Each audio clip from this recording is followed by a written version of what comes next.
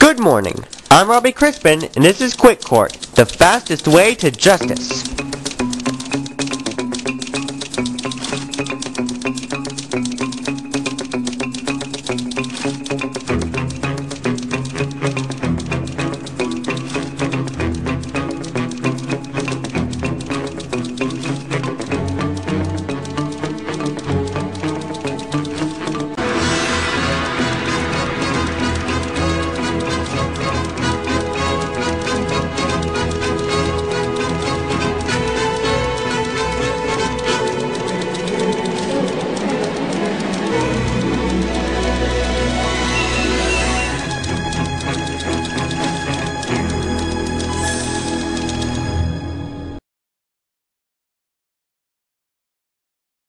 We're here today in the case of the 4th grade class versus Daniel Summers. Daniel is being blamed for the tragic death of the class hamster Sniffles. The only evidence at this point is the fact that Daniel was watching the pet the weekend it died. Given Daniel's brute nature, the class assumed he played a little too roughly with it. Fred is representing Daniel as opposed to his usual client Jimmy, who is part of the plaintiff. I'm sorry, Jimmy, but I don't see any reason to blame Daniel for this. Yeah. The only thing I ever really hurt was this wimp in the lunch line. And that's only because he cut in front of me and got the last brownie that I wanted.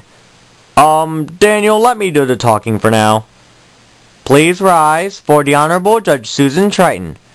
Is it just me, or is there never enough praise for me here?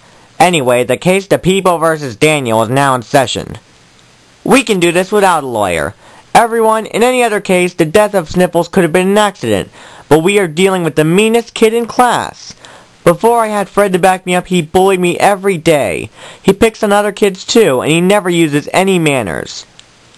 I always knew Daniel had anger problems, but I never thought he'd take it out on poor Sniffles. He was the most wonderful being ever, until he killed her.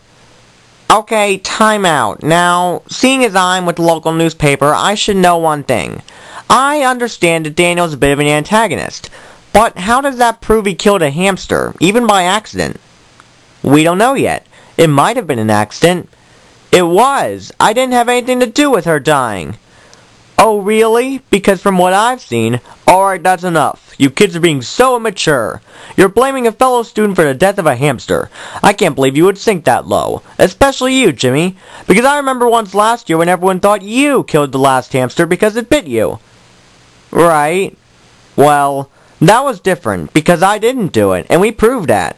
That hamster was just lost. But Sniffles is dead, and she died under Daniel's watch. No matter what, I think he should be punished. Jimmy, I'm starting to disagree. Maybe it was just an accident. I don't think Daniel could have done anything to save it. Sniffles was pretty old. Fine, Ralph, say what you want. But whatever the case, it was his fault. I bet he forgot to feed her or something too. That's not true. I fed her regularly. It was on Sunday night I was going to feed her, but she was dead. It wasn't my fault. Well, we don't believe you. I kind of do now. Even if he's kind of rough around the edges, Daniel's sweet and wouldn't do that. It's 4-1, Jimmy. Why are you putting up such a fight? Well, why did you all put up such a fight when you thought I got rid of the last hamster? I didn't do anything, and I still got a day in quick prison. It wasn't fair. Well, Jimmy, I'm sorry, but life isn't always fair. We've lost cases we should have won, and I know there are some cases we won that we probably should have lost.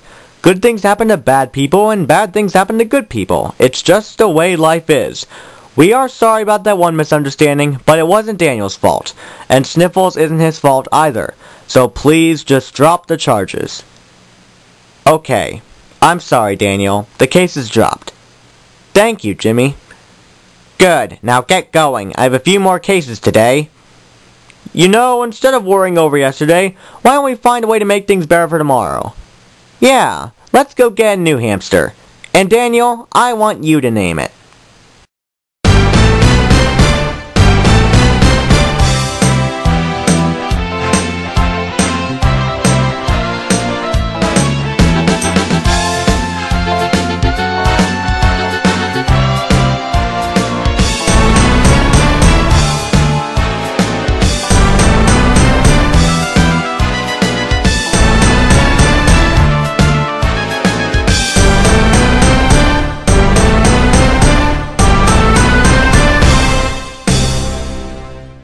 Okay guys, that's a wrap.